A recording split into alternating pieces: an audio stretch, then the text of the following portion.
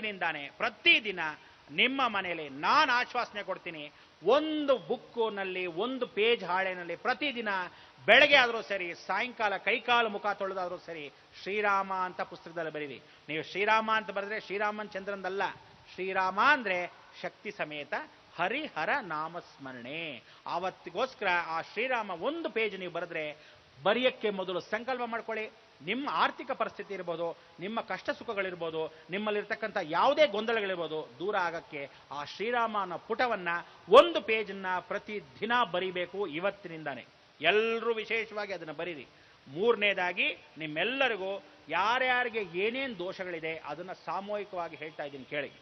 ಶನಿ ದೋಷ ಇದ್ದರೆ ದಯವಿಟ್ಟು 7.5 ಇದ್ದರೆ 7 ವರ್ಷ, ಪಂಚಮ ಶನಿ ಇದ್ದರೆ, ಅಷ್ಟಮ ಶನಿ ಇದ್ದರೆ ದಯವಿಟ್ಟು ಹೇಳ್ತಾ ಇದ್ದೀನಿ, ಯಾವುದೇ ಕಾರಣಕ್ಕೂ ಗಂಡನಿಗಿತ್ತು ಅಂದ್ರೆ ಹೆಂಡತಿಗೆ ಅಂದ್ರೆ ಇಡೀ ಕುಟುಂಬಕ್ಕೆ ಬಂದೇ ಬರುತ್ತೆ.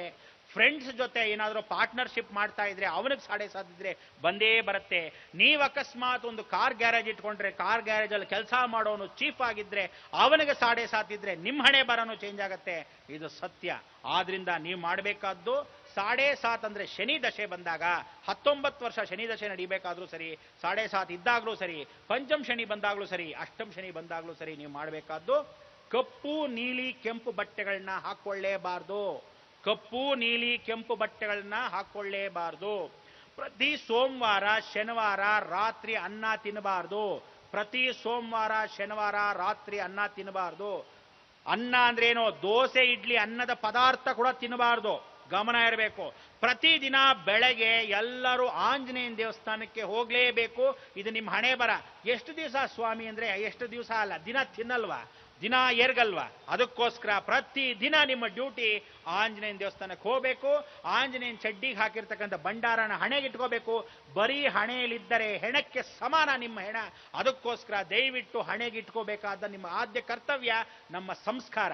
ಸಾಯಂಕಾಲದಲ್ಲಿ ಈಶ್ವರನ ದೇವಸ್ಥಾನಕ್ಕೆ ಹೋಗಲೇಬೇಕು, ವಿಭೂತಿಯನ್ನು ಧರಿಸ್ಕೋಬೇಕು. ಅದಕ್ಕೆ ಈಶ್ವರನಿಗೆ ಪಾರ್ವತಿ ಹೇಳದಂತೆ ವಾಯುರನಿಲಂ ಅಂದರೆ ಬೆಂಕಿ ಗಾಳಿ ಎರಡೂ ಸೇರಿದ್ರೆ, ಅಮೃತಂ ಎರಡೂ ಸೇರುತ್ತೆ, ಅಭೇದಂ ಮತ್ತೆ ಕಿತ್ತಾಕಕ್ಕಾಗಲ್ಲ, ಭಸ್ಮಾಂತಕಂ ಇದಂ ಶರೀರಂ. ಈ ದೇಹ ಭಸ್ಮ ಆಗಕ್ಕೆ ಮೊದಲು ಪ್ರತಿದಿನ ಭಸ್ಮ ಹಚ್ಕೊಳ್ಳಿ, ಈ ದೇಹ ಮಣ್ಣಾಗೋದು ಗ್ಯಾರಂಟಿ ಅಂತ ಹೇಳಿ ಪರಮೇಶ್ವರನಿಗೆ ಪ್ರಾರ್ಥನೆ ಮಾಡೋಕ್ಕೆ ಪ್ರತಿದಿನ ಸಾಯಂಕಾಲ ಹೋಗಲೇಬೇಕು. ಇದು ವಿಶೇಷವಾಗಿರ್ತಕ್ಕಂಥ ವಿಚಾರ. ದಯವಿಟ್ಟು ಎಲ್ಲರೂ ಎಲ್ಲೆಲ್ಲಿ ಕೂತಿದ್ದೀರೋ ಎಲ್ಲರೂ 2 ನಿಮಿಷ ನಿಂತ್ಕೊಳ್ಳಿ. ಎಲ್ಲೆಲ್ಲಿ ಕೂತಿದ್ದೀರೋ ಎಲ್ಲರೂ 2 ನಿಮಿಷ ನಿಂತ್ಕೊಳ್ಳಿ. ನಿಂತ್ಕೊಂಡಾಗ ಯಾವ ಕಾಲಕ್ಕೂ ಈಗಲೇ ಹೇಳ್ತಾ ಇದ್ದೀನಿ, ಅಕ್ಕಪಕ್ಕದ ಮನೆ ಯೋಚನೆ, ನಿಮ್ಮ ಮನೆ ಯೋಚನೆ, ಯಾವ ಯೋಚನೆಯನ್ನು ಮನೇಲಿ ಇಟ್ಕೋಬಾರ್ದು, ಮನಸ್ಸಲ್ಲಿ ಇಟ್ಕೊಳ್ಳೇಬಾರ್ದು. ಪ್ರತಿಯೊಬ್ಬರೂ ನಿಮ್ಮ ಮನೆ ಕಷ್ಟಗಳು ಏನಿದೆ ಅದನ್ನು ನೆನೆಸ್ಕೊಳ್ಳಿ. ಕಣ್ಣನ್ನು ಮುಚ್ಕೊಳ್ಳಿ, ಕೈಯನ್ನು ಜೋಡಿಸ್ಕೊಳ್ಳಿ. ಕೈ ಎದೆ ಮೇಲೆ ಇರಬೇಕು, ಎದೆ ಭಾಗದ ಹತ್ರ ಕೈ ಜೋಡಿಸ್ಕೋಬೇಕು. ನಿಮ್ಮ ಮನೆ ಇಷ್ಟ ದೇವತೆ, ಕುಲದೇವತೆ, ಗ್ರಾಮ ದೇವತೆನ ಜ್ಞಾಪಿಸ್ಕೊಳ್ಳಿ. ನಿಮ್ಮ ಮನೆಯಲ್ಲಿ ಏನೇನು ಕಷ್ಟಗಳಿದೆ, ನಿಮ್ಮ ಮನೆ ಯಜಮಾನರಿಗೆ ಆರ್ಥಿಕ ಪರಿಸ್ಥಿತಿ ಏನಿದೆ, ನಿಮ್ಮ ಅಕ್ಕಪಕ್ಕದಲ್ಲಿರ್ತಕ್ಕಂಥ ಗೊಂದಲಗಳು ಏನಿದೆ, ನಿಮ್ಮ ಆಸ್ತಿ ವೈವಾಟಿಕ ಜೀವನ ಹೇಗಿದೆ, ಜೀವನದಲ್ಲಿ ಯಾವ ಕಾಲಕ್ಕೂ ಮೇಲೆ ಬಂದಿಲ್ವಾ, ನನ್ನ ಮಕ್ಕಳಿಗೆ ಮದುವೆ ಆಗಿಲ್ವಾ, ನನ್ನ ಮಗನಿಗೆ ಕೆಲಸನೇ ಸಿಕ್ಕಿಲ್ವಾ, ಮೊಮ್ಮಕ್ಕಳಿಗೆ ವಿದ್ಯಾಭ್ಯಾಸ ಸರಿಯಾಗಿ ಬರ್ತಿಲ್ವಾ, ಮಕ್ಕಳು ಮಾತಾಡ್ತಿಲ್ವಾ, ದೇಹದಲ್ಲಿ ರೋಗಗಳು ಜಾಸ್ತಿ ಇದೆಯಾ, ಎಲ್ಲವೂ ನಶಿಸಿ ಹೋಗ್ಲಿ. ಆ ಭಗವಂತನ ಇಚ್ಛಾ ಸ್ವರೂಪದಲ್ಲಿ ಪ್ರಾರ್ಥನೆನ ನೀವು ಪಾಡಿಗೆ ನೀವು ಮಾಡ್ಕೊಳ್ಳಿ. ನಾನು ಓಂಕಾರವನ್ನು ಮೊಳಗ್ತೀನಿ. ಆದರೆ ನೀವು ಯಾವ ಕಾಲಕ್ಕೂ ಅಕ್ಕಪಕ್ಕ ಯಾವುದೇ ಕಾರಣಕ್ಕೂ ಕಿಮಾ ಪಟ ಅಂದರೆ ಸತ್ತವರಿಗೆ ಯಾವ ಕಾಲಕ್ಕೂ ಮೌನವನ್ನು ಆಚರಿಸಬಾರ್ದು.